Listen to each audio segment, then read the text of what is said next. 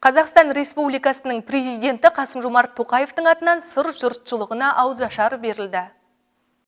Ауызашарға облыстың зиялы қауым өкілдері, дін қызметкерлері, ардагерлер кеңесінің мүшелері, қоғам қайраткерлері, еңбек адамдары қатысты.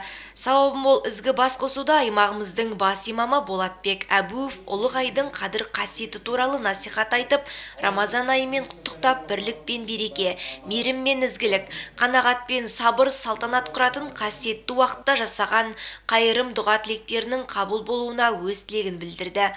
Аймақ басшысы Нұрлыбек Нәлібаев сауаптар еселенетін қасиетті айда жиналған қауымды қайырымды болуға, аз қамтылған отбасыларға көмектесуге және көңіл бөлуге, қайырымдылық шараларына белсенді түрде қатысуға шақырды. Сіздерді күллі мұсылман үшін қасиетті саналатын Рамазан айымен шын жүректен құттықтаймын. Қазақ халқы берекесі мол Рамазан айын қастерлеп, оразаның келгенін қуанышпен жеткізіп насихаттаған. Рамазан айы иманды күшейтіп, азаматтарымызды қайырымды іс жасауға, жақынына көмектесіп, мұқтаждарға қол ұшын беруге, қонақжайлық пен жомарттық көрсетуге жігерлендіреді. Рамазан айы береке мен бірлік, кешірім мен мейірім айы, адамзаттың жан дүниесін, сана сезімін, көңілін қуанышқа бөлейтін, кірбіңнен тазалайтын қасиетті ай. Ардақты Мұхаммед пайғамбарымыздың Рамазан айында жақсы іс жасаған адамға Алла басқа айларда жасағанын 70 есе көп сауап жазады деген өсиет хадисі атауымыздан ойымызға тұмар болып келеді.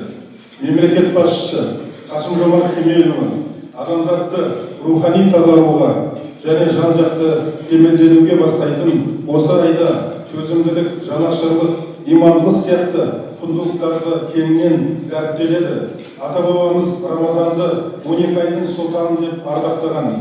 Ораза ұстаған жамағатқа ауызашар беріп, бір-біріне ерекше құрмет көрсеткен деп атап өткен болатын. Күллі мұсылмандар үшін Рамазан айының мұншалықты маңызға ие болуының басты себебі де осы. Қадірлі қауым, бүгінгі ауызашарымыз мемлекет басшысы Қасым-Жомарт Кемелұлының бастамасымен берілуде. Сауабы бұндай шара президентіміздің қатысуымен Астанада және президентінің атынан барлық еліміздің аймақтарында өткізілуде. Ауыз бекіткен адамды айрықша қадірлеп, оған ауызашар беру сауабы еселеніп қайтатын парыздан келе жатқан салт дәстүріміз. Бүгінгі дастархан басында өздеріңізбен аман-есендікте кездескенімізге қуаныштымыз. Президентіміздің бастамасымен халқымыздың ынтымағы мен бірлігінің арқасында еліміз үшін аса маңызды саяси реформалар жүзеге асуда.